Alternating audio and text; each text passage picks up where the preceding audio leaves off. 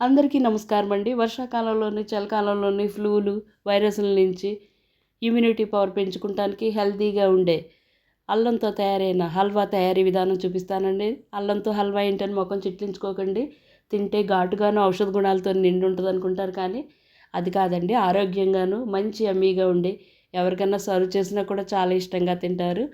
ఇలాంటి హల్వాని తయారు చేస్తే ఇంట్లోని పిల్లల నుంచి పెద్దోళ్ళ వరకు చాలా ఇష్టంగా గిన్నె మొత్తం ఖాళీ చేసే అంత రుచిగా ఉండే ఈ అల్లం హల్వాకి కావలసిన పదార్థాలు తయారీ విధానం చూద్దాం.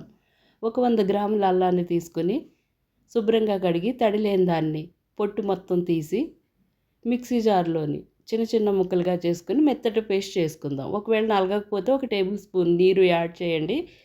ఇలా తయారైన దాన్ని పక్కన ఉంచుకుందాం.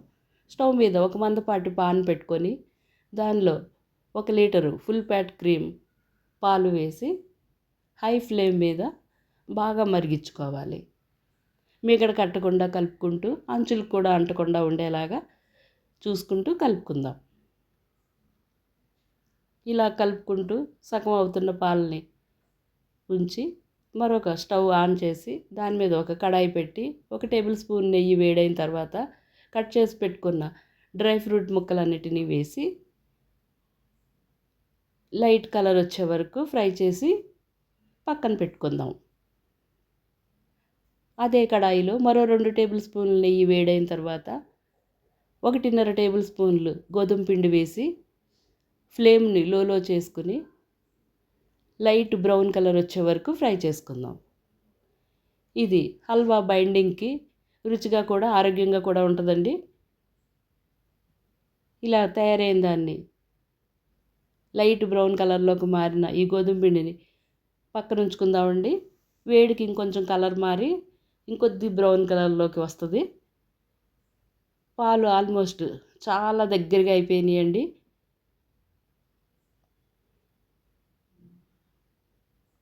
ఇలా మేగడంతా బాగా కలిసిన తర్వాత మిక్సీ చేసి పెట్టుకున్న అల్లం పేస్ట్ మొత్తం వేసి హై ఫ్లేమ్ మీద బాగా అల్లం పాలు కలిపి చిక్కగా అయ్యే వరకు కలుపుకుంటూ ఉడికించుకుందాం.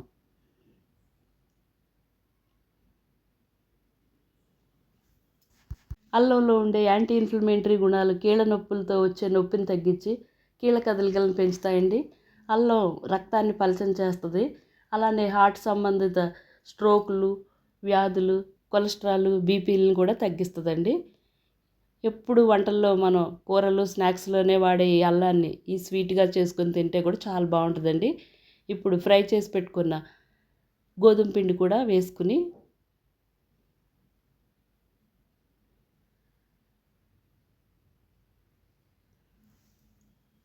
పాలల్లో కలిసేలాగా కొద్దిసేపు కలుపుకున్న తర్వాత ఇప్పుడు ఫ్లేమ్ను మీడియంలో పెట్టుకుందామండి. ఇలా బాగా కలిసిన దానిలో 1 కప్పు పంచదార 200 గ్రాములండి వేసుకుని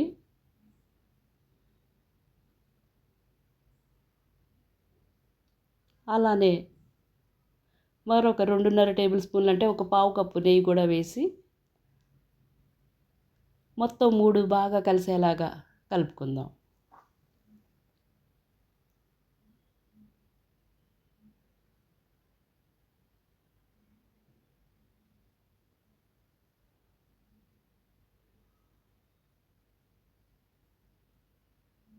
ఇలా బాగా కలిసి దగ్గరైన దానిలో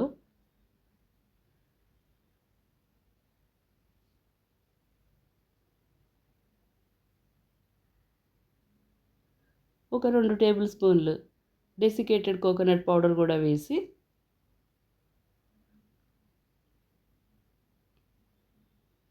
అలానే ఫ్రై చేసి పెట్టుకున్న డ్రై ఫ్రూట్ ముక్కల్లో కొన్ని వేసుకుని వీటన్నింటినీ బాగా కలిపి స్టవ్ ఆఫ్ చేసేసుకుందామండి.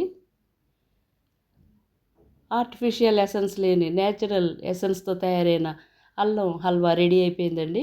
ఇప్పుడు ఒక సర్వింగ్ బౌల్లోకి తీసుకుని మిగిలిన డ్రై ఫ్రూట్స్తో వేసి సర్వ్ చేసుకుందాం. ఇంత మంచి ఆరోగ్యకరమైన అల్లం హల్వా మీకు నచ్చినట్లయితే ఒక లైక్, ఒక కామెంట్ మీ ఫ్రెండ్స్, ఫ్యామిలీ మెంబర్స్కి షేర్ చేయండి. అలాగే తప్పకుండా చేసి రుచి